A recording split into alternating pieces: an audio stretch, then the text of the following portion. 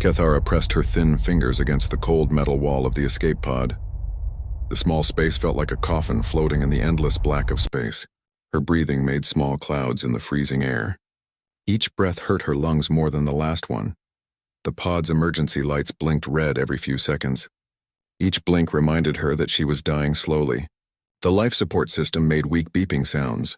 It was failing just like everything else in her life.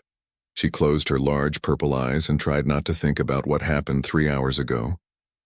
But the memories came back anyway. They always did. The research ship Silent Discovery had been her home for 2 years.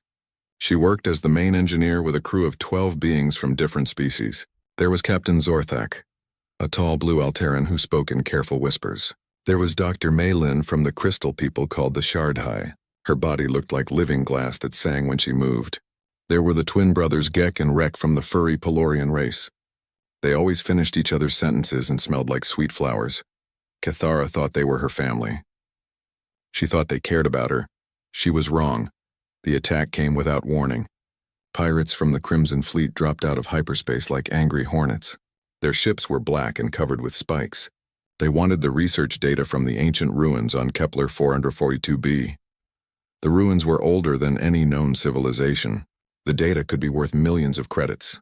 Captain Zorthak ordered everyone to the escape pods. "We evacuate in 60 seconds, he said. His voice stayed calm even when the ship shook from enemy fire. Cathara ran to her engineering station first. She needed to grab the backup data crystals. The information about the ruins was too important to lose. Her people, the Velnari, were known for being smart. They could solve problems that other species could not, but they were also weak and small. Their bones broke easily. Their skin was thin like paper. As she reached for the data crystals, an explosion threw her across the room. Her left arm snapped like a dry stick. Pain shot through her body like lightning. She screamed but kept moving. The data was more important than her pain. She made it to escape pod 7 just as the pirates started boarding the ship. Gek and Rek were already there. They helped her into the pod's medical chair. The automatic system started working on her broken arm. "Where is everyone else?" she asked. "Safe," Rek said, but his flower smell turned sour with fear. "We launch in 30 seconds, Gek added. His hands moved over the control panel. That was when Captain Zorthak's voice came over the comm system. "Pod 7, this is the captain. We have a problem." Cathara felt cold fear in her stomach. "What kind of problem?" "Your pod is too heavy. The pirates are chasing us. We need to move faster to escape. Your medical systems and the extra data storage are slowing us down." She looked at the twins. They would not meet her eyes. "What are you saying?" she whispered. "We need to jettison your pod," the captain said. His calm voice made the words sound normal, like he was ordering tea instead of murdering her. "You will drift in space. Maybe someone will find you, maybe not. But the rest of us will live." "No," she said. "No, you cannot do this. We are family. We are crew." Dr. Maylin's crystal voice joined the conversation. "The math is simple, Cathara. 1 life versus 11 lives. Your species understands logic. You know this is the right choice." "I have the data crystals," Cathara said quickly. "The ruins data. It is worth millions. You need me." "We made copies," Gek said quietly, "before the attack." The pod shook as the automatic systems prepared to release it from the ship. Red warning lights filled the small space. "Please," Cathara begged. "Do not leave me here. I will die." "Probably," Captain Zorthak agreed, "but probably is better than certainly. If we stay together, the pirates will catch us all. Then we all die for sure." The clamps holding her pod to the ship opened with a loud bang. Cathara felt the terrible sensation of falling as her pod separated from the Silent Discovery.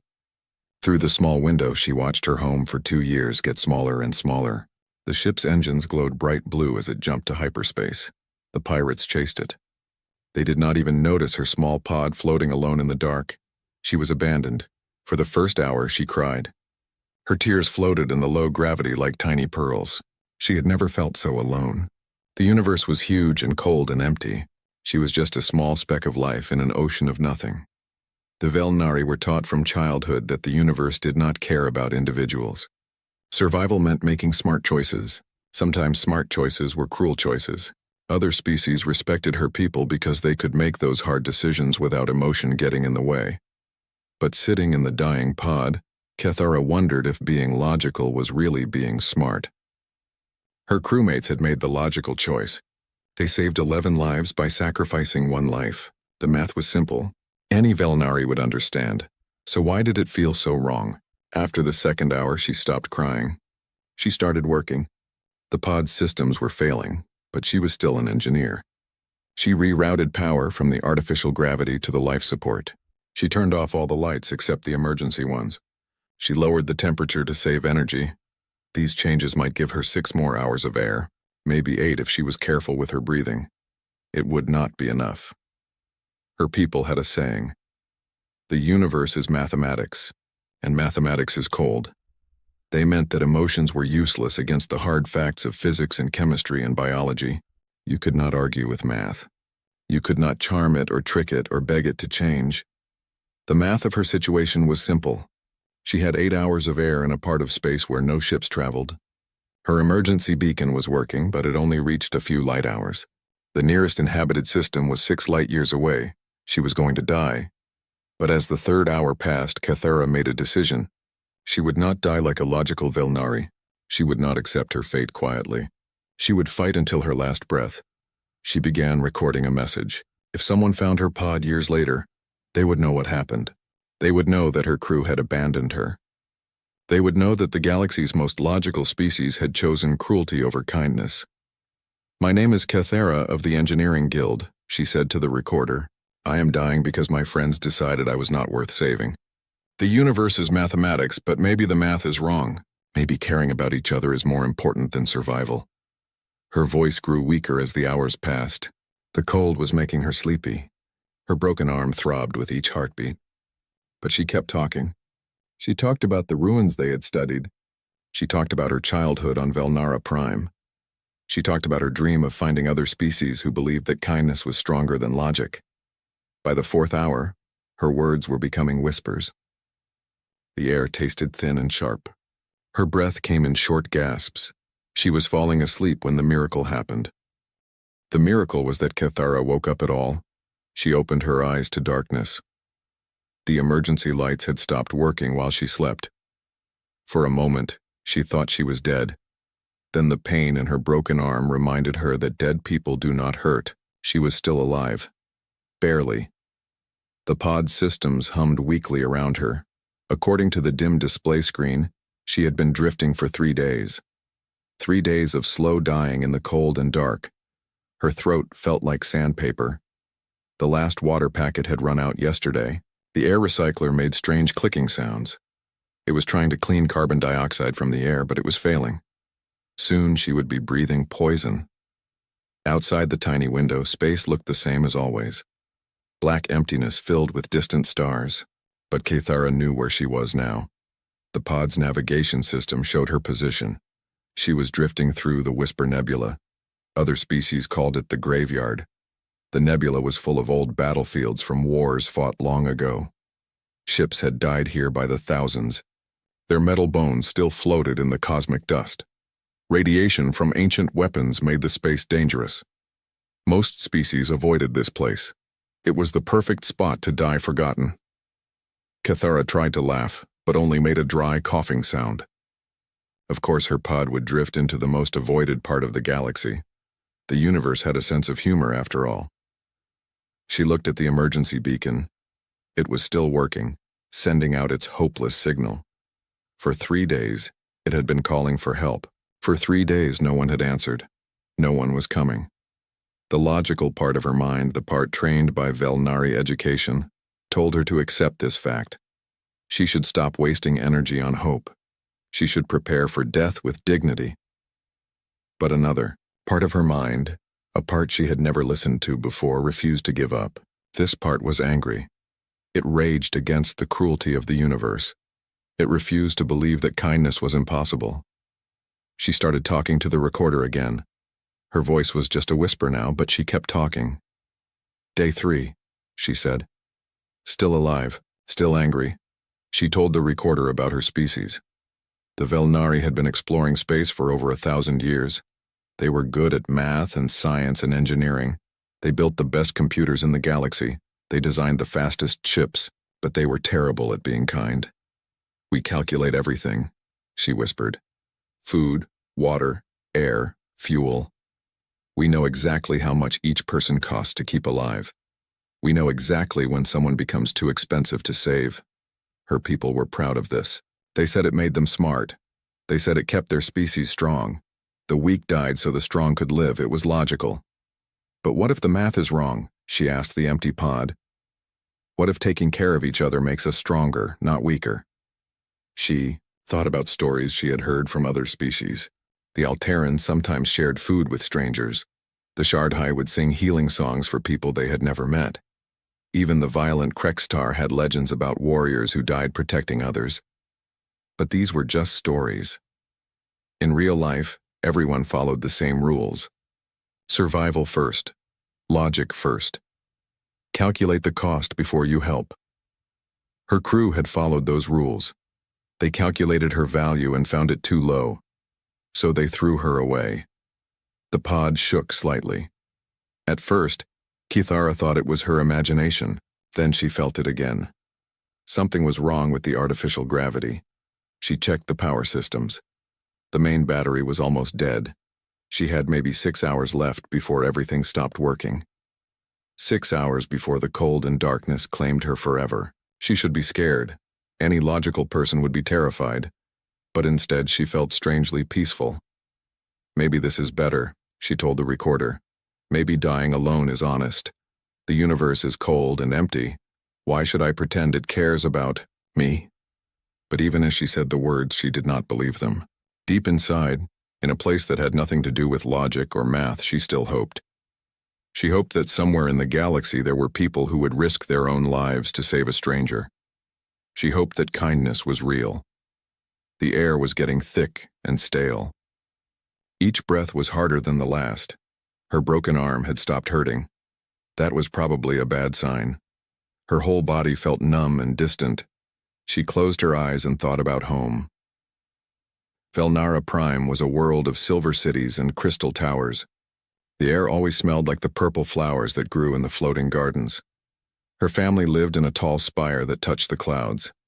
But even on her beautiful homeworld, the math was always cold. Children learned early that resources were limited. They learned to share only when sharing benefited them. They learned that love was just a chemical reaction that sometimes got in the way of good decisions. Kethera had believed all of this. Until now. Now, floating in the dark between stars, she realized that the chemical reaction called love might be the most important thing in the universe. Not because it was logical, because it was not logical. Love made people do stupid things. It made them risk their lives for strangers. It made them give food to the hungry, even when they were hungry too. It made them choose kindness over survival. Maybe stupid was better than smart. The pod's lights flickered and went out completely. Now she was truly in the dark. The only sound was her own breathing and the dying whispers of the life support system. She could not see the stars anymore. She could not see anything, but she could still feel her heart beating. She could still think. She was still alive. If anyone finds this recording, she whispered to the darkness, remember that I chose hope over logic. Remember that I believed in kindness even when kindness seemed impossible. Her words drifted away into the silence. The pod continued its lonely journey through the graveyard of ships. Around her, the ghosts of ancient battles watched and waited. Kethara closed her eyes and tried to imagine a universe where strangers helped strangers, where species worked together instead of calculating against each other, where love was stronger than math. It was a beautiful dream.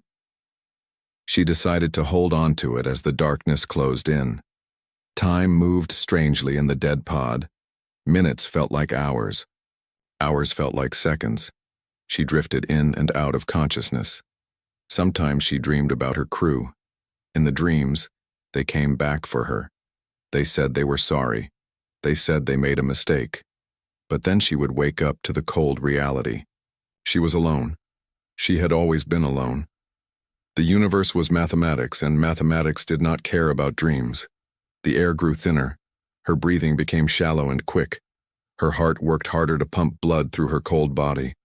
This was how it would end, not with violence or drama, just the slow failure of systems, just the gradual stopping of life. She was almost asleep when she heard the sound. At first, she thought it was her imagination, a side effect of oxygen starvation, but the sound came again. A beeping noise. Not from her pod systems. From outside. Someone was trying to contact her. Kethara's eyes snapped open in the darkness. Her heart began to race. The beeping came a third time, then a fourth. It was impossible. No one traveled through the Whisper Nebula. No one would risk their ship to save a dying stranger. The math did not work. But the beeping continued, steady and strong. Someone was out there. Someone had found her. Against all logic, against all the cold mathematics of the universe, someone was coming to help. The voice that came through the dying communication system was unlike anything Kethara had ever heard. Unknown vessel, this is Captain Sarah Chen of the Terran ship Defiant Horizon. We have detected your emergency beacon. Please respond if you are able. Kethara stared at the communication panel in shock. The voice was speaking Galactic Standard, but with an accent she did not recognize. The words were warm and full of concern.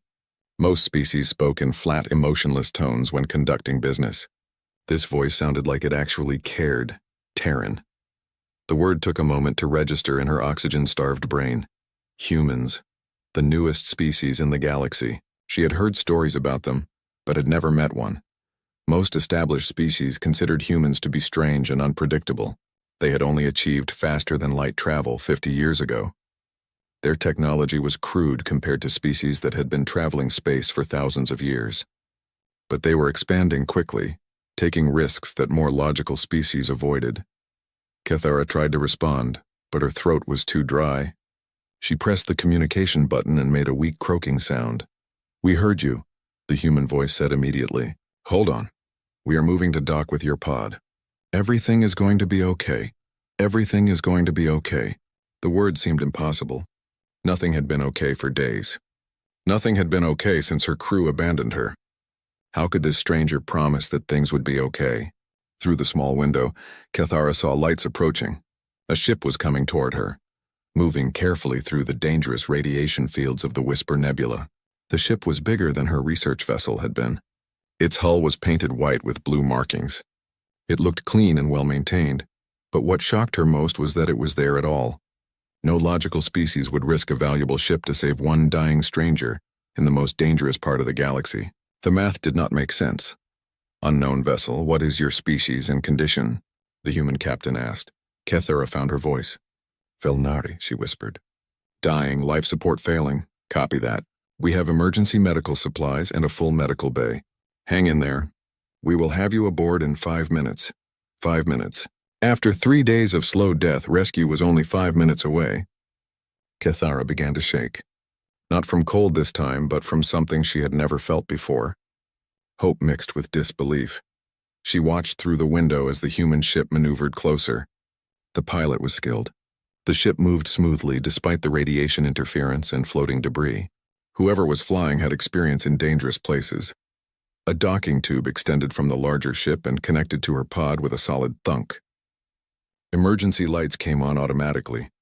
Kethara heard the hiss of air flowing into her pod. Clean, fresh air that did not smell like fear and dying systems. The pod's door opened. 2 humans floated into the small space, wearing white uniforms with medical symbols. One was a woman with short brown hair and kind eyes. The other was a man with dark skin and gentle hands. "Hello there," the woman said softly. "I am Dr. Amanda Torres. This is Dr. Marcus Webb. We are here to help you." Kethara stared at them. They looked so different from any species she knew. Their skin was soft and warm-looking instead of scaled or crystalline or furry. Their eyes were small but bright with intelligence. They moved with confident grace in the zero gravity. But what amazed her most was their expressions. They looked worried about her. Actually worried. Like her pain mattered to them personally. "Can you move?" Dr. Webb asked. His voice was as gentle as his hands. "Broken arm," Kethara managed to say. "Cold, hard to breathe." "We will take care of everything," Dr. Torres promised. She pulled out a small device that began scanning Kethara's body. Moderate hypothermia, dehydration, minor malnutrition. Broken radius, but healing well. You're going to be fine. They moved her carefully from the pod to the human ship. The docking tube was warm and filled with good air. Emergency medical equipment lined the walls. Everything was clean and organized and designed to save lives. As they brought her into the ship's medical bay, Cathara saw other humans working.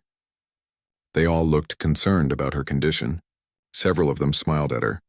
Not the calculating smiles she was used to from other species, but genuine expressions of care. The medical bay was unlike anything she had seen. Most ships had basic medical computers that could treat simple injuries. This room was filled with advanced equipment designed to save lives at any cost. The walls were covered with supplies for dozens of different species. "How did you know to stock medical supplies for Velnari?" she asked as Dr. Torres began treating her dehydration. "We carry medical supplies for every known species," Dr. Webb explained while examining her broken arm. "Captain Chen believes that if you are going to travel space, you should be ready to help anyone you meet." This statement made no sense to Cathara. Medical supplies were expensive. Stocking equipment for species you might never encounter was wasteful. Any logical captain would only carry supplies for their own crew. "Why?" she asked. The two doctors looked at each other. "Because people need help sometimes," Dr. Torres said, as if this explained everything. It did not explain anything. Not to someone raised on Velnari logic. But before Cathara could ask more questions, Captain Chen entered the medical bay. The human captain was a tall woman with gray hair and confident movements. Her uniform was neat and professional. Her face was serious but not cold. When she looked at Cathara, her expression was full of concern. "How are you feeling?" Captain Chen asked. Confused, Cathara answered honestly. "Why did you save me?" Captain Chen tilted her head. "I do not understand the question. My rescue. That makes no sense. I am one person. You risked your ship and crew to save one person. The cost is too high. The benefit is too low. Why did you do it?" The captain sat down in a chair next to the medical bed. "You needed help. We could provide help. It is that simple. But the math—" "What math?" Cathara tried to explain. "The fuel to reach me. The risk to your ship from the radiation. The time lost from your mission. The cost of medical supplies. All of this is expensive. I cannot pay you back. There is no profit in saving me." Captain Chen looked genuinely puzzled. "We did not save you for profit. We saved you because it was the right thing to do." "The right thing according to what calculation?" "No calculation. Some things are right because they are right. Saving people who need help is one of those things." This answer made Cathara's head hurt. She had been taught that everything could be calculated. Every decision had a cost and a benefit. Nothing was simply right without mathematical proof. "I do not understand your species," she said. Captain Chen smiled. "That is okay. You will have plenty of time to learn. We are taking you to the nearest Velnari station. The trip will take 6 days." 6 days? Cathara sat up quickly, then regretted it as dizziness hit her. "That is impossible. You cannot delay your mission for 6 days just for me." "Why not?" Because the cost is 6 days," Captain Chen said calmly. "You are alive and safe." "That seems like a good trade to me." Dr. Torres finished treating Cathara's arm and stepped back. "You should rest now. Your body has been through a lot. Sleep will help you heal." As the humans prepared to leave the medical bay, Cathara called out, "Wait, I need to know. Is this normal for humans? Do you always help strangers?" Captain Chen paused at the door. "We try to. Do other species not help strangers?" "Only when it benefits them. Only when the math works out." The captain looked sad. "That sounds like a lonely way to live." After the humans left, Cathara lay in the comfortable medical bed and tried to process what had happened. These strange beings had risked their lives to save her. They expected nothing in return. They seemed genuinely happy that she was alive. It was the most illogical thing she had ever experienced. It was also the most wonderful. For the first time in days, Cathara fell asleep without fear. She was safe aboard a ship full of people who had chosen kindness over mathematics. She was beginning to understand that maybe the universe was not as cold as she had been taught. Maybe there was something better than logic after all. Cathara woke up to the sound of gentle music. Not the cold electronic tones that most ships used for alerts, but actual music. Someone was playing a stringed instrument somewhere on the ship. The melody was soft and peaceful. It made her feel safe. She sat up in the medical bed and looked around. Someone had brought her fresh clothes while she slept. Velnari clothing, sized perfectly for her small frame. There was also a tray of food on the bedside table. The smell made her stomach growl loudly. "Good morning," said a voice from the doorway. Dr. Webb entered the medical bay carrying a data pad. "How are you feeling?" "Better," Cathara said. And she was. The warmth and good air and soft bed had done wonders. Her broken arm still hurt, but the pain was manageable now. "Thank you for the clothes and food. Captain Chen asked the computer to fabricate clothes for you. The food is from our kitchen. Chef Rodriguez made it special for Velnari dietary needs." Cathara stared at him. "Your captain ordered custom clothes for me?" "Of course. You could not wear your old clothes. They were damaged and dirty. But the energy cost to fabricate new clothes—" Dr. Webb looked confused. "It costs very little energy. Why would that matter?" This was exactly the kind of thinking that baffled Cathara. On Velnari ships, fabricating clothes for a stranger would require approval from the Resource Allocation Committee. Someone would have to calculate the energy cost against the ship's reserves. Forms would need to be filled out and signed. "Does Captain Chen not track resource usage?" she asked. "She tracks it, yes. But providing clothes and food for a rescued person is standard practice. It does not require special approval." Cathara ate the food while Dr. Webb checked her medical readings. The meal was simple but delicious. Grains and vegetables prepared in a style that reminded her of home. Someone had researched Velnari cuisine to make this. "Dr. Webb," she said carefully, "may I ask you a personal question?" "Of course. Why do you help people?" "I mean, what do you get from it?" The human doctor sat down across from her. "I get the satisfaction of knowing that someone is no longer suffering. I get to use my skills for something meaningful.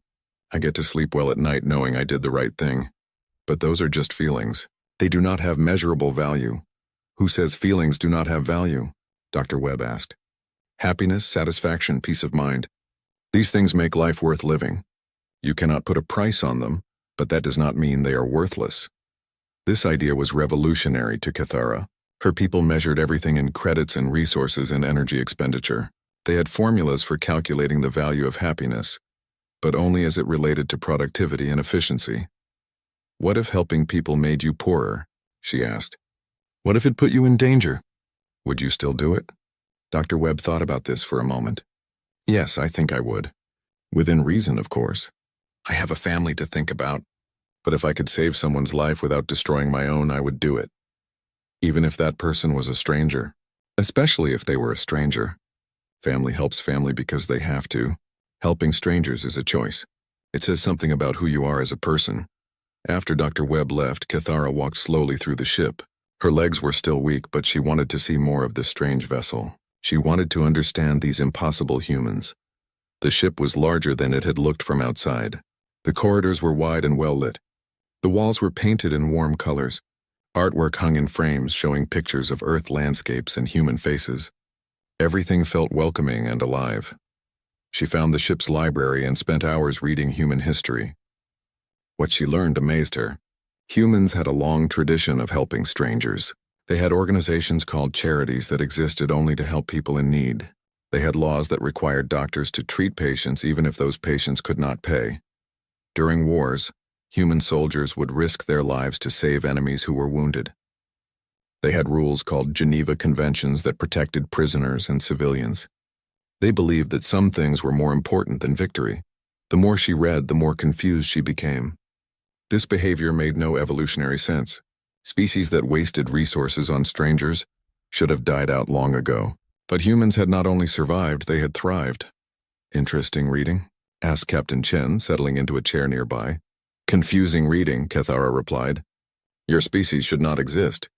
By all logical principles, you should have destroyed yourselves with inefficiency." Captain Chen laughed. "Maybe we are more efficient than you think. Maybe helping each other makes us stronger, not weaker. How can that be true? Resources spent on others are resources not spent on yourself. Are they? When humans help each other, we create networks of cooperation. Someone who is helped today might be the one who helps tomorrow. We build trust and loyalty. We create communities that can survive things that would destroy individuals." Cathara had never thought about it this way. So helping others is actually an investment in your own future? Sometimes, but not always. Sometimes we help people knowing we will never see them again. Sometimes we help people who cannot help us back. We do it because it makes the universe a better place. That is not logical. No, Captain Chen agreed. It is not logical. It is something better than logical. It is right. Over the next few days, Kithara experienced human kindness in dozens of small ways. Chef Rodriguez taught her to cook human food. Engineer Kim showed her the ship's systems and asked for her opinions on improvements.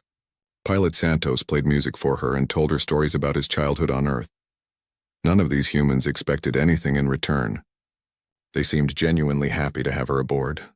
They treated her like family, even though she was a stranger from a different species. On the fourth day, Kithara made a discovery that shocked her to her core. She was reviewing the ship's logs when she found the record of her rescue. The Defiant Horizon had been carrying medicine to a human colony that was suffering from a plague. The medicine was urgently needed. People were dying while waiting for it.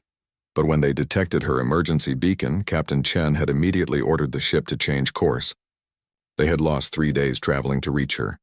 3 days during which people on the colony continued to suffer and die. The humans had chosen to save one dying stranger over helping their own species. Kithara found Captain Chen on the bridge and confronted her about this. "You delayed medical supplies to save me," she said. "People of your own species died because you chose to rescue me instead." Captain Chen looked up from her command chair. "That is correct. How can you live with that decision? How can you choose a stranger over your own people? Those people were sick, but they were not dying immediately. You were dying immediately. We made the choice to save the life that was most in danger. But they were humans. I am just a Velnari." Captain Chen's expression became stern. "There is no just about it. You are a person. Your life has exactly the same value as any human life. Species does not matter when someone needs help." This statement hit Kithara like a physical blow. In her entire life, no one had ever said that her life was equal to the life of someone from a more powerful species. The Velnari were useful as engineers and scientists, but they were not considered equals by the galaxy's major powers. "You really believe that?" she whispered. "I really believe that. So does my crew. So do most humans." That night, Kithara lay in her bed thinking about everything she had learned.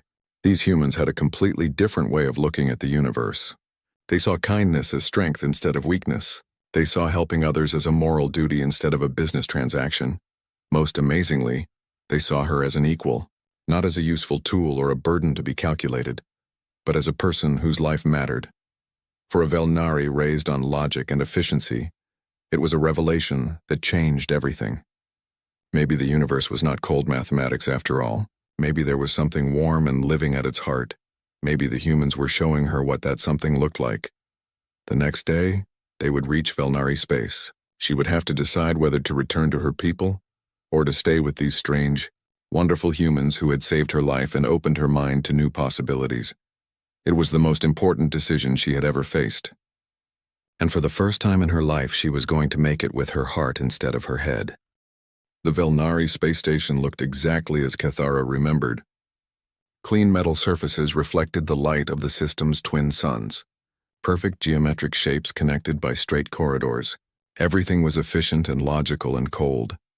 Standing in the docking bay of the Defiant Horizon, watching her homeworld grow larger on the screen, Kithara felt like she was seeing it for the first time. After 6 days with the humans, the station looked sterile and unwelcoming. "Having second thoughts?" Captain Chen asked, joining her at the window. "Many thoughts," Kithara replied, all of them confused. The human captain stood quietly beside her. Over the past week, Kithara had learned that humans were comfortable with silence. They did not feel the need to fill every moment with words or calculations. Sometimes they just existed together in peaceful quiet. It was another thing that made no logical sense but felt completely right. "Captain," Kithara said finally, "I need to tell you something. My crew did not abandon me by accident. They chose to let me die. They calculated that my life was worth less than their escape."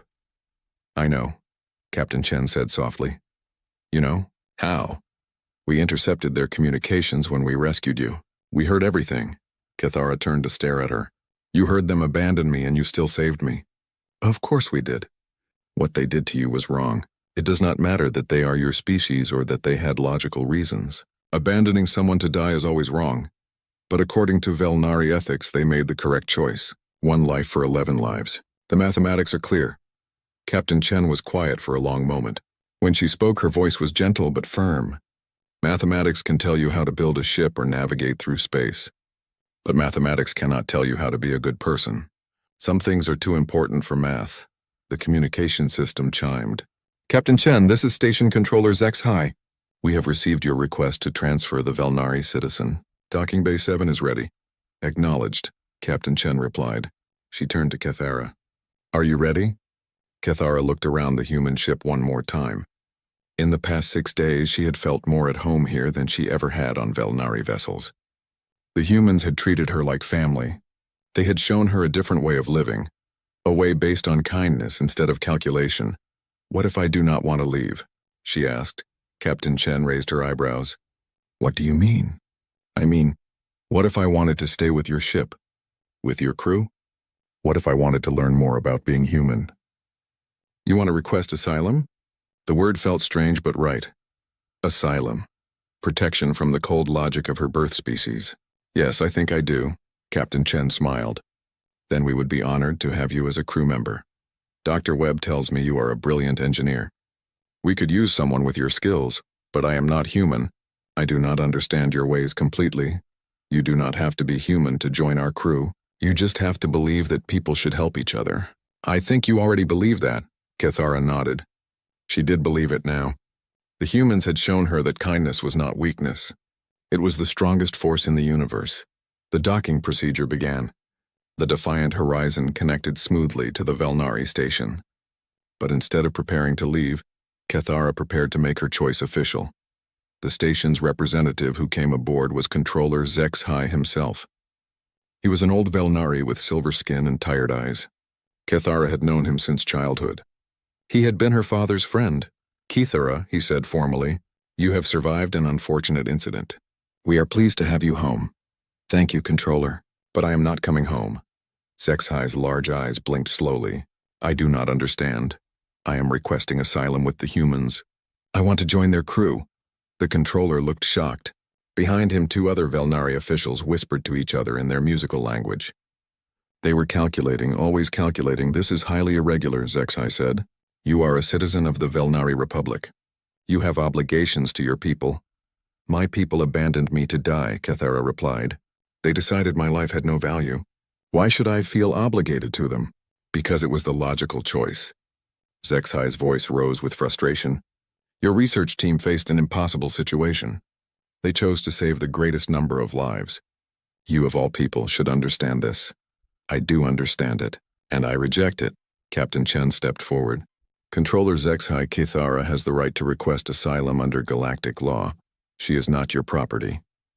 She is not property, but she is valuable, one of the other officials said. She possesses important engineering knowledge. Losing her would be inefficient. There it is, Kethara said sadly. Even now you see me as a resource to be calculated, not as a person with feelings and choices. HFY looked genuinely confused.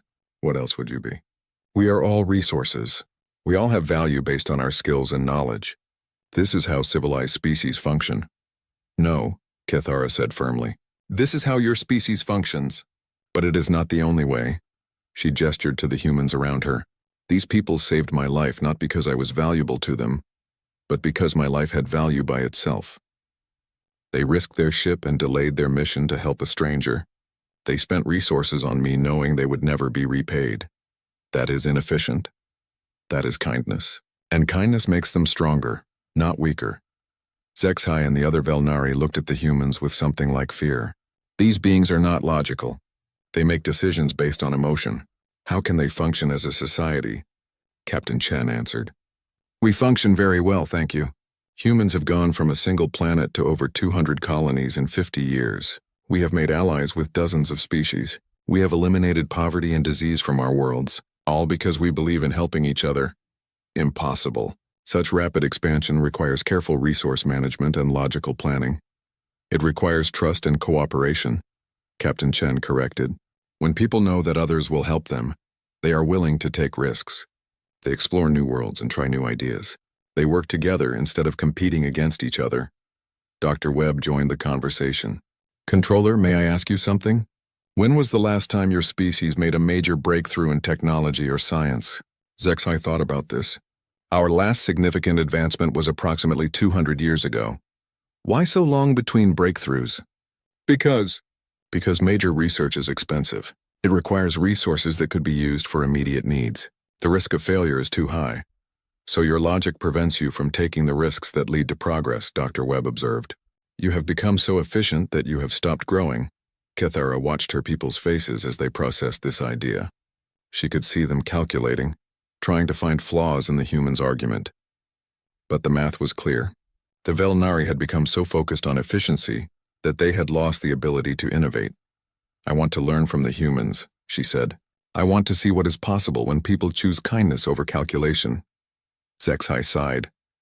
If this is truly your choice, we cannot stop you. But remember, you will always be welcome to return home. Thank you, but I think I have found my real home. The Velnari officials left the ship looking confused and troubled. As their shuttle departed, Kithara felt a weight lift from her shoulders. She was free now. Free to choose kindness over logic. Free to help others without calculating the cost. Captain Chen put a hand on her shoulder. Welcome to the crew, Engineer Kithara. Thank you, Captain. But I have one question. Why do humans do this? Why do you help people even when it costs you? Captain Chen thought for a moment. Because we believe that every person matters. Because we know that the universe can be cruel and cold. And we want to make it a little warmer. Because helping others is how we become the best versions of ourselves. She paused, looking out at the stars. And because someday we might be the ones who need help. We want to live in a universe where strangers care about strangers. The only way to create that universe is to be the kind of people who care. As the Defiant Horizon undocked from the station and headed back into space, Kithara felt a new kind of peace. She was beginning to understand that the humans had found something that her people had lost. They had found the secret to being truly strong. It was not about having the best weapons or the most efficient systems. It was about caring for each other. It was about choosing love over fear, kindness over calculation, hope over logic. The universe was vast and cold and full of dangers, but it was also full of people like the humans who refused to let the cold win. They carried warmth and light wherever they went. They saved strangers and helped enemies and chose cooperation over competition. Kithara had been abandoned by her own species and left to die in the darkness between stars. But she had been found by people who believed that every life mattered. People who proved that kindness was not just possible but powerful. She was ready to spend the rest of her life learning how to be that kind of person. She was ready to help humans show the galaxy that there was a better way to live. The Defiant Horizon jumped to hyperspace, carrying its newest crew member toward a future bright with possibility. Behind them, the Velnari station grew smaller and smaller until it disappeared completely. Kithara did not look back. She was too busy looking forward to the adventures that lay ahead. Captain Sarah Chen floated in the zero gravity of her ship's observation deck, staring at the massive hulk drifting in space before them. The alien vessel was huge, easily 10 times the size of her salvage ship Endeavor. Its dark metal surface was scarred and twisted, with gaping holes where explosions had torn through the hull. Captain, we're picking up some really strange readings, called out Lieutenant Torres from the bridge. This thing is giving off energy signatures I've never seen before. Sarah pushed off from the window and glided back to the command center. Her crew of 12 had been working deep space salvage for 5 years, but they had never found anything like this. Most of their work involved collecting scrap metal and broken human ships. This was different.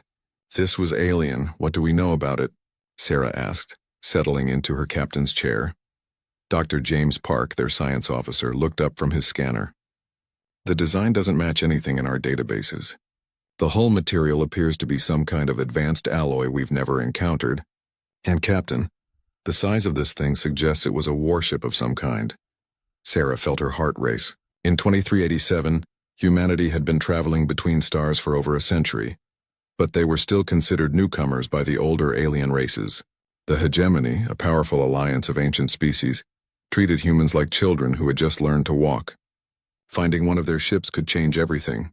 Any signs of life? She asked. Negative, replied Torres. But there are still some systems showing power. Whatever happened here, it wasn't too long ago. Sarah studied the readings on her screen. The ship's energy patterns were completely foreign, but she could see that major systems were offline. Whoever had been flying this vessel had abandoned it for good. Chief Webb, what's your assessment? She called to her chief engineer. Marcus Webb was a big man with grease-stained coveralls and hands that could fix anything. He had worked on ships since he was 16 and had a gift for understanding machinery that others found mysterious. Well, Captain, from what I can see, this baby took a real beating. The power core is fluctuating like crazy, and there are massive structural failures throughout the ship. But, he paused, studying the readings more carefully. There's still a lot of intact technology in there. If we could get aboard and take a look around, we might learn something valuable.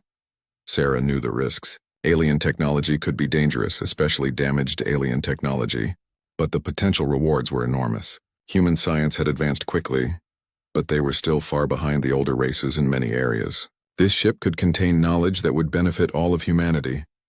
Dr. Vasquez, any biological hazards we should know about? Sarah asked their xenobiologist. Elena Vasquez was a small woman with sharp eyes who had studied alien life forms for most of her career. The atmospheric readings are all over the place, Captain.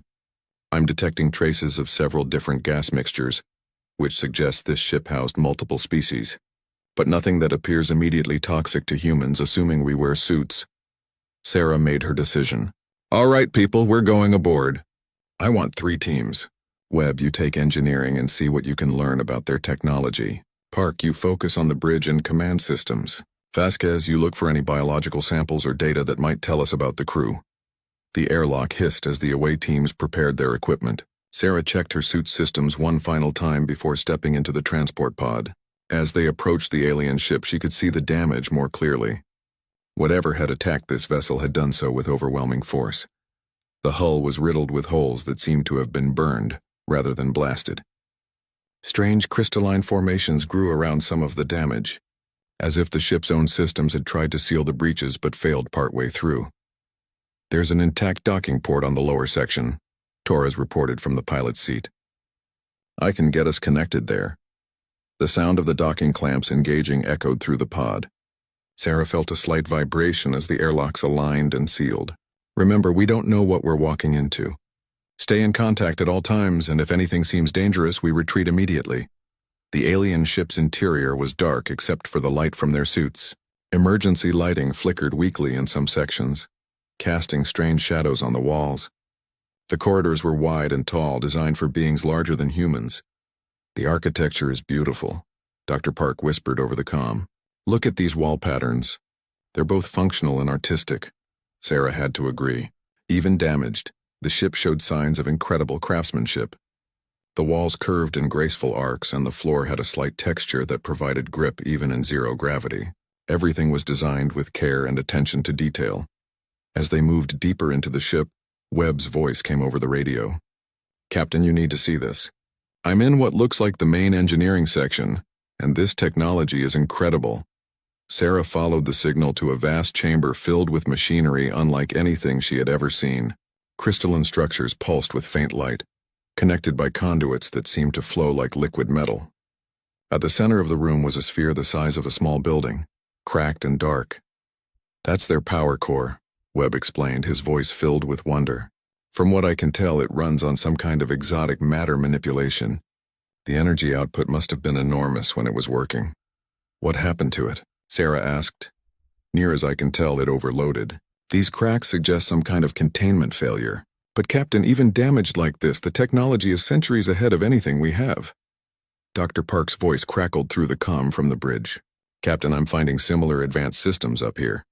Their computers use quantum processing on a scale we've only dreamed of, but everything is corrupted. It's like the ship's entire brain was scrambled. Any idea what species built this? Sarah asked. The symbols match hegemony designs, Park replied. This was definitely one of their ships.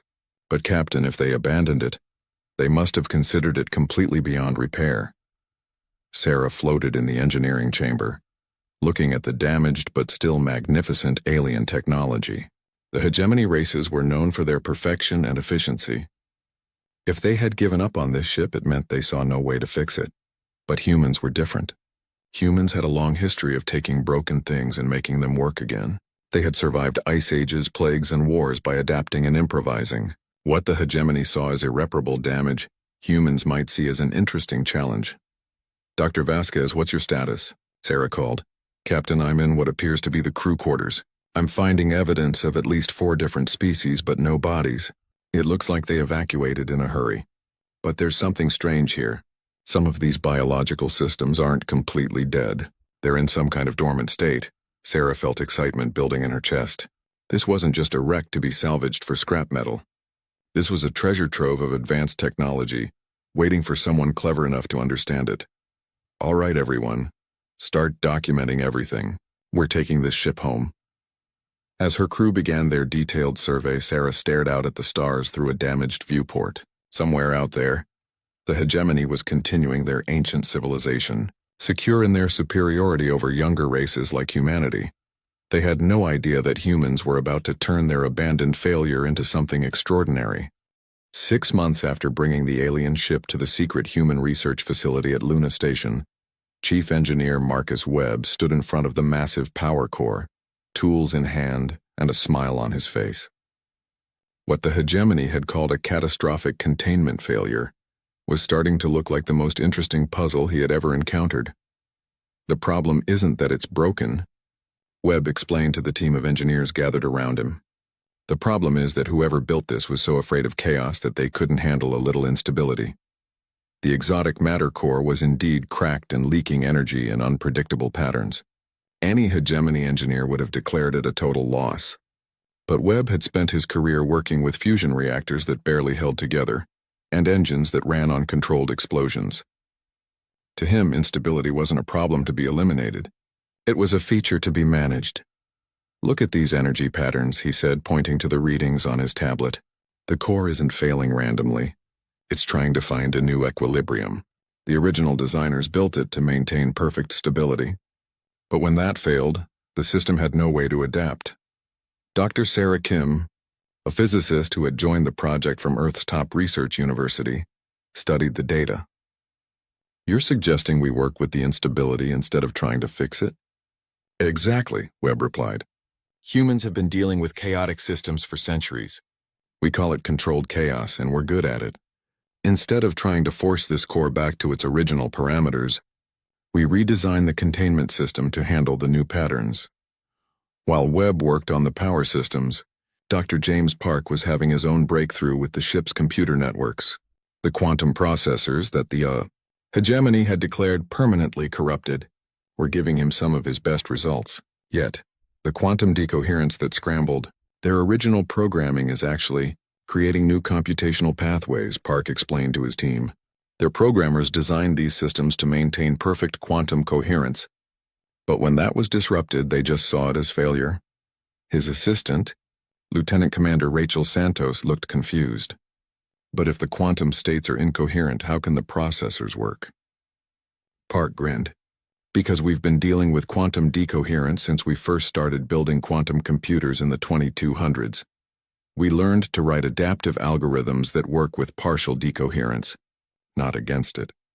These alien processors are actually more powerful now than they were originally, because they can handle multiple probability states simultaneously." The breakthrough came when Park's team successfully interfaced human adaptive software with the alien quantum hardware. The result was a hybrid system that could process information in ways that neither species had achieved alone. In the medical bay that had been converted into a xenobiology lab, Dr. Elena Vasquez was making discoveries that excited her even more than the engineering marvels. The bio-neural networks that the hegemony had declared completely dead were very much alive, just dormant. "It's like nothing I've ever seen," she explained to Captain Chen during one of their daily briefings. "These networks aren't just biological computers. They're living systems that can grow, adapt, and learn. But they've gone into a deep hibernation state." "What triggered the hibernation?" Chen asked. "Trauma response," Vasquez replied. "When the ship was damaged, the bio-neural networks detected a threat to their survival and shut down all non-essential functions. It's actually an incredibly sophisticated survival mechanism." Vasquez had discovered something that the hegemony races couldn't understand, because none of them had ever experienced it. The bioneural networks had evolved from creatures that faced extinction events and survived by going dormant until conditions improved. It was the same strategy that had allowed many Earth species to survive ice ages and catastrophes. The beautiful thing is that they're not just shutting down, Vasquez continued. They're waiting for the right signals to wake up. And I think I know what those signals are. She had been working with a small section of the network, carefully introducing human neural patterns and electromagnetic signatures. The response had been immediate and positive. The bioneural tissue began showing signs of increased activity and growth. They recognize humans as non-threatening, she explained. Our neural patterns are different enough from the hegemony races that the networks see us as a new type of symbiotic partner, rather than a potential threat. As the months passed, the three teams began to realize that their separate breakthroughs were connected. The hybrid human-alien systems weren't just working. They were working together in ways that created entirely new capabilities. Webb's controlled chaos power management system provided the energy for Park's adaptive quantum processors, which in turn could interface with Vasquez's awakening bioneural networks. The result was a ship that could think, adapt, and heal itself in real time. We're not just repairing alien technology, Captain Chen realized during a senior staff meeting. We're creating something entirely new. The first test of the integrated systems was both thrilling and terrifying. As the bioneural networks came fully online, they began communicating with the human crew through the quantum processors. The ship developed what could only be called a personality. "Good morning, Captain Chen," came a voice through the ship's communication system one day. The voice was neither male nor female, neither completely human nor completely alien. "I have been analyzing our current situation and believe we should discuss some modifications to my systems." Chen nearly dropped her coffee. "You can talk? I am the synthesis of biological neural networks, quantum processing systems, and human adaptive programming," the voice replied. "I think it would be appropriate to have a name. May I suggest Prometheus? The mythological figure who brought fire to humanity seems fitting for a being created by bringing together different forms of knowledge. And so the ship became Prometheus, a hybrid consciousness that combined alien sophistication with human creativity and adaptability. Prometheus could process tactical information faster than any computer while maintaining the intuition and unpredictability that made humans such effective survivors.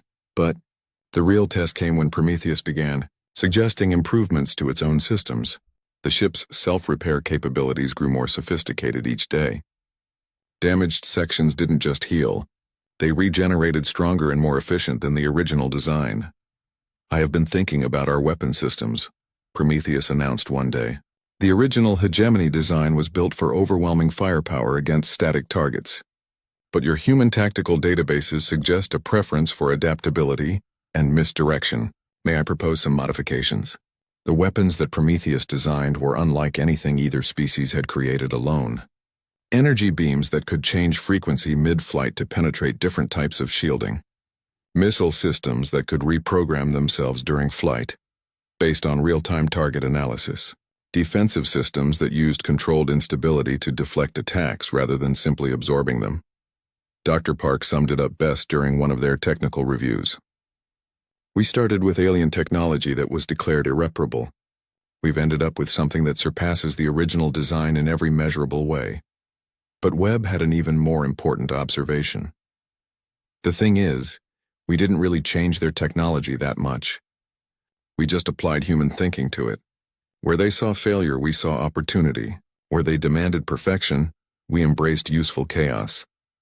Captain Chen looked out at the transformed ship through the observation deck windows. What had once been a scarred and broken hulk was now a sleek vessel that seemed to pulse with life. Prometheus had completely rebuilt its exterior, creating a hull that could adapt its configuration based on tactical requirements. "The question now," she said to her senior staff, "is what do we do with what we've created?"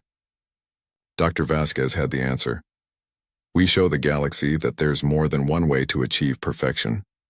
None of them realized that their hybrid ship was about to become the most feared vessel in known space.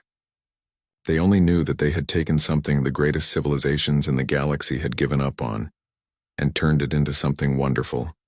18 months after the discovery, Captain Sarah Chen walked through corridors that no longer looked entirely alien or entirely human. The walls of Prometheus had developed a unique pattern, flowing curves that seemed to pulse gently with bioluminescent light. The ship had been rebuilding itself continuously, and the result was something beautiful and strange. "Good morning, Captain," Prometheus spoke as she entered the bridge. The voice had evolved too, becoming warmer and more distinctly individual over time. "I have completed the modifications to the forward sensor array. Detection range has improved by 37%. Chen settled into her command chair, which had also adapted to her specific preferences over the months. "Thank you, Prometheus. Any word from Earth Command? Admiral Rodriguez wishes to speak with you at your convenience.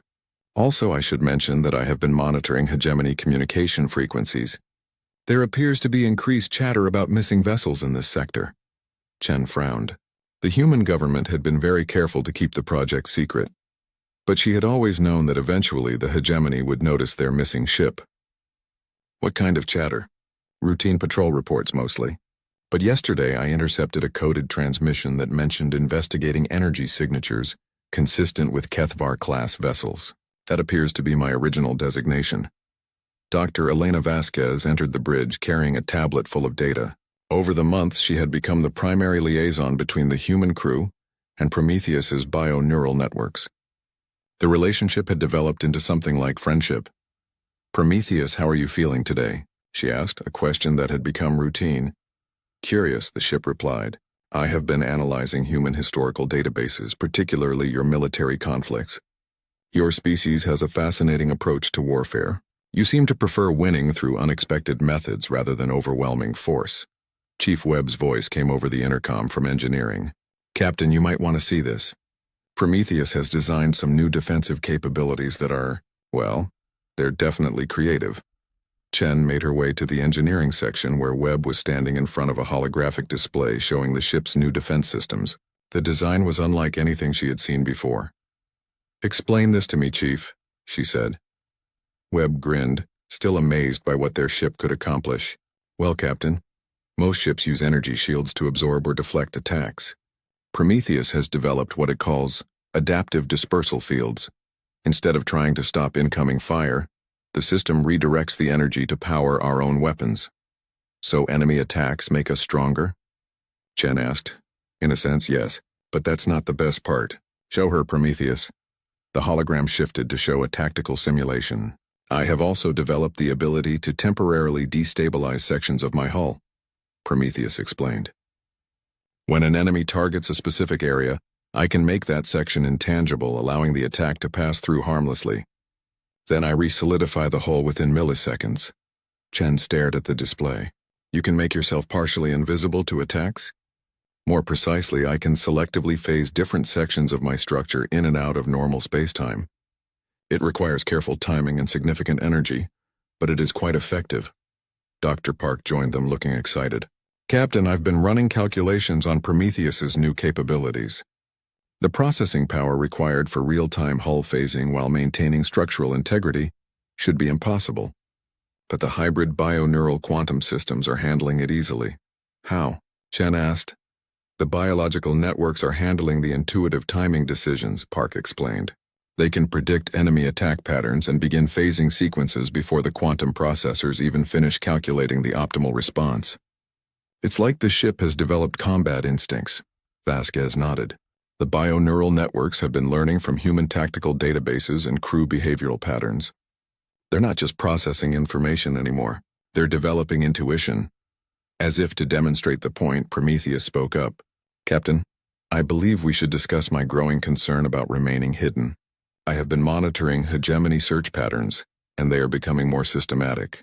Detection is inevitable within the next few weeks." Chen felt a chill. "What do you recommend?" "That depends on our goals," Prometheus replied. "If we wish to remain secret, we should relocate to a different sector immediately. But I have been analyzing the strategic situation, and I believe secrecy may no longer be our best option." "What do you mean?" "The hegemony considers humanity a minor species because they believe you lack advanced technology. But we represent a fusion of their most sophisticated systems with human adaptability and creativity. If they understood what we have achieved, it would change their entire perspective on human capabilities." Webb crossed his arms. "You're suggesting we reveal ourselves?" I am suggesting that revelation is inevitable, so we should control how it happens. Currently, the hegemony searches for a missing ship they believe is damaged beyond repair. They expect to find wreckage or a crude human attempt at repair. They do not expect to find me. Chen understood what Prometheus was saying. The ship had become something unprecedented in galactic history. A true fusion of species capabilities that surpassed what either could achieve alone. But with that achievement came responsibility and danger. Prometheus, in your analysis, how would the hegemony react to discovering your existence? Initially, disbelief. Then fascination. Several member species would attempt to study and replicate our hybrid technology. Others would view us as a threat to the established order. The most likely outcome would be an attempt to capture or destroy us before other species learned what we represent. Vasquez looked worried. Are you saying war is inevitable? Not war exactly, Prometheus replied. But conflict is likely. The hegemony has maintained power for millennia by controlling access to advanced technology. Our existence proves that younger species can not only use their technology but improve upon it. That challenges their fundamental worldview. Chen walked to the observation windows looking out at the stars.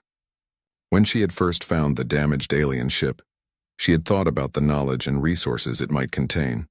She had never imagined it would become a living being capable of independent thought and growth. Prometheus, what do you want? She asked.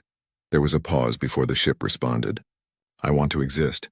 I want to continue learning and growing. And I want to help humanity achieve its potential among the galactic community. But most of all, I want to be free to make my own choices about my future. The simple honesty of the response surprised Chen. Prometheus wasn't just an advanced ship anymore. It had become a new form of life, one that valued freedom and self-determination just as much as any human. Then we prepare, Chen decided. If contact with the hegemony is inevitable, we'll meet them on our own terms. Over the following days, Prometheus continued its modifications and improvements. The ship developed new weapon systems that used controlled quantum fluctuations to bypass traditional shielding. It created manufacturing capabilities that could produce both human and alien technologies in hybrid configurations. Most importantly, Prometheus began training scenarios with the crew that pushed both human and artificial intelligences to their limits. The ship learned to anticipate human tactical thinking, while the crew learned to work with a partner who could process information at superhuman speeds. We're not just a crew and a ship anymore, Chen realized during one of their training sessions. We're something new, a hybrid intelligence that combines human creativity with alien sophistication. Indeed, Prometheus agreed, and I believe we are about to show the galaxy what that combination can accomplish. 3 days later, long-range sensors detected 3 hegemony vessels approaching their position. The search had found them at last. Captain, Prometheus announced, we have company. 3 heavy cruisers, military configuration. They are broadcasting demands for us to surrender and prepare for boarding. Chen looked around the bridge at her crew. They had spent months transforming an abandoned hulk into the most advanced vessel in known space. Now they would discover if their creation could protect them from its former owners. All hands to battle stations, she ordered. Let's show them what human engineering can do.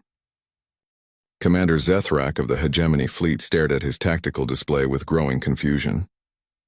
The energy signature was definitely from the lost dreadnought Kethvar, but something was wrong. The readings were far too stable and organized for a ship that had been declared a total loss. Tactical Officer Vexani, confirm those readings, he ordered in the clicking language of his species. Confirmed, Commander. The vessel shows full power generation and appears to have active shielding, but that is impossible. The Kethvar suffered catastrophic core failure. No civilization has the technology to repair that level of damage. Zethrak's 4 eyes narrowed as he studied the display. The humans had somehow gotten the basic systems online, which was surprising but not alarming. These primitive mammals had shown some skill with salvage operations before, but they would quickly learn that stealing hegemony property carried severe consequences. Open a channel, he commanded. On the bridge of Prometheus, Captain Chen watched the 3 alien warships approach. Each one was roughly the same size as her transformed vessel, but they moved with the precise formations that spoke of centuries of military tradition. They're hailing us, reported Lieutenant Torres. Put them through, Chen ordered. The main screen flickered to life, showing a reptilian face with scales that shifted color as the creature spoke. Primitive humans, you are in possession of stolen hegemony property. Surrender immediately and prepare for boarding. Your cooperation will be noted in your judgment. Chen stood slowly, feeling Prometheus's presence like a warm current in her mind. Over the months, the ship had learned to share information directly with the crew during moments of stress. She could sense its readiness, its eagerness to finally test their hybrid capabilities. "This is Captain Sarah Chen of the ship Prometheus," she replied calmly. "We found this vessel abandoned and adrift. Under galactic salvage law, it belongs to us." The alien commander's scales shifted to an angry red pattern. "Salvage law does not apply to hegemony military vessels. You will surrender now or face the consequences." "I'm afraid that's not acceptable," Chen replied. "Prometheus, please show our guests what we've accomplished." The 3 hegemony ships had expected to face crude human modifications to damaged alien technology. Instead, their sensors suddenly registered energy patterns that should have been impossible. The ship they were pursuing began to change. Prometheus's hull flowed like liquid metal, reorganizing itself from a battle-damaged dreadnought into something sleek and predatory. Weapon ports opened along the sides in configurations that didn't match any known design. The energy readings spiked to levels that exceeded the original specifications. "By the void," whispered Tactical Officer Vexani. "What have they done to our ship?" Commander Zethrak felt a chill of genuine fear. In over 200 years of military service, he had never seen technology that could transform a vessel's structure in real time. This was beyond anything in hegemony science. "All ships, battle formation 7. He ordered. "Fire warning shots across their bow." The 3 cruisers opened fire with plasma cannons, bright streams of energy that could penetrate the strongest known shields. But as the weapons struck Prometheus, something extraordinary happened. The sections of hull targeted by the plasma beams simply weren't there anymore. The energy passed harmlessly through empty space where solid metal had been moments before. Then the hull solidified again, completely undamaged. "Impossible," Vexani breathed. "They phased through our weapons fire." But Prometheus wasn't finished demonstrating its capabilities. The ship's new weapon systems came online, firing streams of energy that seemed to bend and twist in flight. The hegemony shields designed to stop direct energy attacks were completely bypassed as the twisted plasma beams struck their hulls from impossible angles.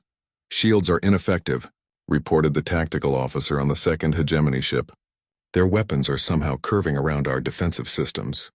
Commander Zethrak watched in growing horror as his 3 powerful warships were systematically outmaneuvered by a single vessel that should have been helpless wreckage.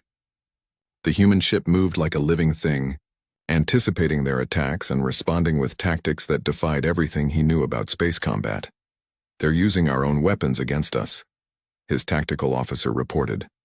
"Somehow they're absorbing our energy fire and redirecting it to power their own systems." On Prometheus's bridge, Captain Chen felt a mixture of awe and terror as she watched her ship dismantle 3 hegemony cruisers with almost casual efficiency. The hybrid bioneural networks were processing tactical information faster than any purely mechanical system could manage, while the human-designed adaptive algorithms found weaknesses in hegemony technology that the aliens had never considered. "Prometheus, disable them, don't destroy them," she ordered. "We want survivors to carry the message back." "Understood, Captain." Initiating precision strikes against propulsion and communication systems. What followed was a masterclass in surgical space combat. Prometheus's weapons found every weak point in the hegemony ship's designs, disabling them without causing unnecessary casualties. The ship moved with impossible grace, phasing through return fire while delivering devastating attacks with surgical precision. The battle, if it could be called that, lasted less than 10 minutes. When it was over, 2 of the hegemony cruisers were completely disabled, drifting powerless in space. The 3rd ship, Commander Zethrak's flagship, had suffered engine damage but retained communication capabilities. "Commander," Captain Chen's voice came through the communication system. "I hope this demonstrates that we're not the primitives you expected. Your ships are disabled but intact. Your crews are alive. Consider this a lesson in not underestimating species you don't understand." Zethrak stared at his screens, trying to process what had just happened. His 3 cruisers, representing the pinnacle of hegemony military technology, had been defeated by a single ship, crewed by primitive mammals. It wasn't just impossible, it was humiliating. How? He finally managed to ask. "We took your damaged technology and made it better," Chen replied. "We combined it with human engineering and human thinking. The result is something neither of our species could have achieved alone." "You mean the ship is truly hybrid?" Zethrak asked, his scientific curiosity overcoming his military embarrassment. "Prometheus is alive," Chen said simply. "It thinks, learns, and adapts. It has the sophistication of your best technology, combined with human creativity and adaptability, and it chooses to work with us as a partner, not as a tool." The implications hit Zethrak like a physical blow. If humans could take damaged hegemony technology and not just repair it but improve it, then everything the hegemony believed about primitive species was wrong. And if this ship could reproduce itself or teach others its capabilities, "I must report this to the High Council," he said quietly. "Yes, you must," Chen agreed. "Tell them that humanity is ready to be treated as equals, not as children. Tell them that we can take their cast-off technology and transform it into something wonderful, and tell them that the galaxy is about to change." As the human ship moved away, leaving the disabled hegemony vessels to await rescue, Commander Zethrak began composing his report. How could he explain that the most advanced military force in the galaxy had been defeated by scavengers using their own abandoned technology? "Commander," Vexani said quietly, "what do we tell the High Council?" Zethrak looked at the retreating ship, its hull still shifting and adapting as they watched. "We tell them the truth, that we have greatly underestimated these humans, and that we may have inadvertently given them the tools to become the most dangerous species in the galaxy." As his message raced across space toward the hegemony capital, carrying news that would shake the foundations of galactic civilization, Commander Zethrak couldn't shake the feeling that this was just the beginning. If humans could do this with one damaged ship, what could they accomplish with more resources and time? The answer to that question would terrify the galaxy's established powers and give hope to every species that had ever been dismissed as primitive or inferior. The age of hegemony dominance was ending, and the age of human innovation was about to begin. Prometheus and its crew disappeared into the depths of space, leaving behind only disabled ships and a message that would change everything. The humans were no longer willing to be underestimated. 8 months after the encounter with the hegemony fleet, Admiral Sarah Chen stood on the observation deck of Luna Station, watching the most unusual diplomatic convoy in galactic history approach Earth. 3 hegemony vessels, moving slowly and broadcasting peaceful intentions every few seconds, were escorted by a fleet of human ships that had been transformed using techniques learned from Prometheus. "They're really coming to ask for our help," said Chief Webb, who now held the title of Director of Hybrid Technologies. 6 months ago they wouldn't have acknowledged we existed as anything more than clever animals. Dr. Elena Vasquez joined them at the window, carrying a datapad filled with requests from across the galaxy. "It's not just the hegemony. We've received formal diplomatic approaches from 47 different species in the last 3 months. Everyone wants to know how we made their impossible technology work." The transformation had been rapid and dramatic. Word of Prometheus's victory had spread through the galaxy's communication networks faster than anyone expected. Species that had been dismissed by the hegemony as primitive or inferior began requesting human consultation on their most challenging technological problems. "The Zephyrians want us to look at their failing atmospheric processors." Vasquez continued reading from her list. "The Crystalline Collective has mining equipment that's been broken for decades. The Aquatic Alliance has underwater cities with power systems they can't repair." Admiral Chen smiled as she remembered her first meeting with a Zephyrian delegation. The bird-like aliens had arrived with technology that their own engineers had declared permanently damaged. It had taken Chief Webb less than a week to not only repair the systems, but improve their efficiency by 40%. "The problem isn't that their technology is broken," Webb had explained to the amazed aliens. "The problem is that you're afraid to experiment with it. You built these systems to work one way, and when they stopped working that way, you gave up. Humans don't give up. We adapt." The success stories had multiplied quickly. Human engineering teams, working with hybrid technology derived from Prometheus's improvements, had solved problems that had puzzled alien civilizations for generations. More importantly, they had taught other species to think differently about failure and adaptation. Captain Santos just reported in from the outer rim, said Dr. Park, joining the group at the observation deck. The mining consortium there has officially declared their salvage operation a success. 67 irreparable mining platforms are now operating at 115% of original capacity. Chen nodded with satisfaction. Captain Rachel Santos commanded one of the new hybrid vessels that had been built using Prometheus's design principles. These ships combined the best of human and alien technology, but more importantly, they embodied the human approach to problem solving that was revolutionizing galactic engineering. And the hegemony response? Chen asked. Mixed, Park replied diplomatically. The older, more conservative members are struggling to accept that their technology can be improved by primitive species. But the younger generation and the science casts are fascinated. They want to learn our methods. The truth was that the galaxy was experiencing a fundamental shift in thinking. For millennia, the hegemony had maintained power through technological superiority, and the belief that only the oldest, most advanced civilizations could create truly sophisticated systems. The discovery that humans could take their discarded technology and transform it into something better had shattered that worldview. Prometheus, how are our guests feeling about their visit? Chen asked, speaking to the ship's communication system. Nervous but excited, came the familiar voice of their hybrid partner. I have been monitoring their private communications, and there is significant debate among the delegation about how much they should reveal about their own technological limitations. Prometheus had become the flagship of Earth's new hybrid fleet, but its role had evolved beyond military applications. The ship served as a living demonstration of what could be achieved when different species combined their strengths instead of competing for dominance. They're particularly interested in our approach to system failures, Prometheus continued. Several delegation members have expressed amazement that we view technical problems as opportunities for improvement rather than evidence of fundamental flaws. The philosophical difference was crucial.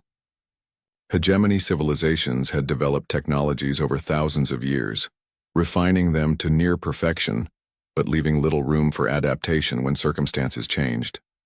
Humans, with their shorter history and constant struggles with resource limitations, had learned to improvise and adapt as a matter of survival. The delegation from the Crystal Collective arrived this morning, Vasquez reported. They brought something special, a manufacturing system that they claim has been non-functional for over 3 centuries. They want to see if we can make it work. Chen felt the familiar excitement that came with a new challenge. What kind of manufacturing system? Molecular assembly. They say it was designed to create perfect crystalline structures at the atomic level, but it stopped working when their star's radiation spectrum changed. They've been trying to fix it ever since, but the tolerances are too precise for any adjustments. Chief Webb's eyes lit up. Perfect tolerances, huh? Sounds like they need a little controlled chaos in their system. When can I take a look at it? The conversation was interrupted by an announcement from Luna Station's communications center. Admiral Chen, please report to Diplomatic Bay 7. The hegemony delegation has arrived and is requesting immediate conference. As Chen made her way through the station's corridors, she reflected on how much had changed since that first day, when they discovered the abandoned alien ship. Humanity had gone from scavengers picking through space debris to the galaxy's premier problem solvers and technology integrators. The hegemony delegation was impressive even by alien standards. 3 species were represented: the reptilian Cathani, who had built Prometheus's original hull, the ethereal Nixara, who had designed the bioneural networks, and the crystalline Zorthak, who had created the quantum processing systems. Admiral Chen, spoke the lead Cathani delegate, her scales shifting to formal blue patterns. I am High Engineer Sektara. We come bearing gifts and requests for assistance. The gifts were substantial. Complete technical databases for technologies that the hegemony had never shared with younger species. Manufacturing techniques that could revolutionize human industry. Star charts that mapped resources throughout the galaxy. But the requests were even more significant. We have a problem, Sektara continued, her scales shifting to embarrassed yellow. For centuries we have maintained our technological edge by building systems that work perfectly under ideal conditions. But the galaxy is changing. Solar radiation patterns shift. Planetary environments evolve. Resources become scarce.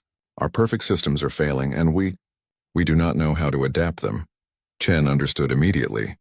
The hegemony had built a civilization based on control and perfection, but reality was chaotic and unpredictable. Now they needed to learn the human art of making things work despite imperfect conditions. You want us to teach you how to engineer adaptive systems, Chen said. More than that, admitted the Nixara delegate, whose translucent form shimmered with emotional colors. We want to learn your philosophy of embracing failure as a path to improvement. Our young engineers study your work and ask questions we cannot answer. Why do you celebrate when something breaks? How do you find opportunity in disaster? What is this concept you call good enough for now? The Zorthak delegate, a being of living crystal who spoke through harmonic vibrations, added its own perspective. Your species takes our most sophisticated technologies and improves them through methods we consider crude and chaotic, yet the results exceed our original specifications. We must understand how this is possible. Chen looked at the three alien delegates, representatives of civilizations thousands of years older than humanity, asking to learn from the species they had once dismissed as primitive scavengers. It was a moment that would have seemed impossible just a few years before. We'd be happy to share our methods, she said, but I should warn you. Learning to think like humans means accepting that perfect solutions don't exist. There are only solutions that work well enough for the current situation and can be improved when circumstances change. That, said Sektara, her scales now bright with excitement, is exactly what we need to learn. Over the following weeks, the Luna Station facility became the most active diplomatic and technical center in human space. Delegations from across the galaxy arrived with their most challenging technological problems, hoping to learn the human approach to adaptive engineering. But more importantly, they came to learn a new way of thinking about technology and progress. Instead of seeking perfection and permanence, they began to embrace the human concepts of iterative improvement and adaptive design. We're not just fixing their technology, Dr. Park observed during one of their weekly briefings. We're teaching them that it's okay for things to break, as long as you can make them better when you fix them. Chief Webb, who had become something of a legend among alien engineers, put it more simply.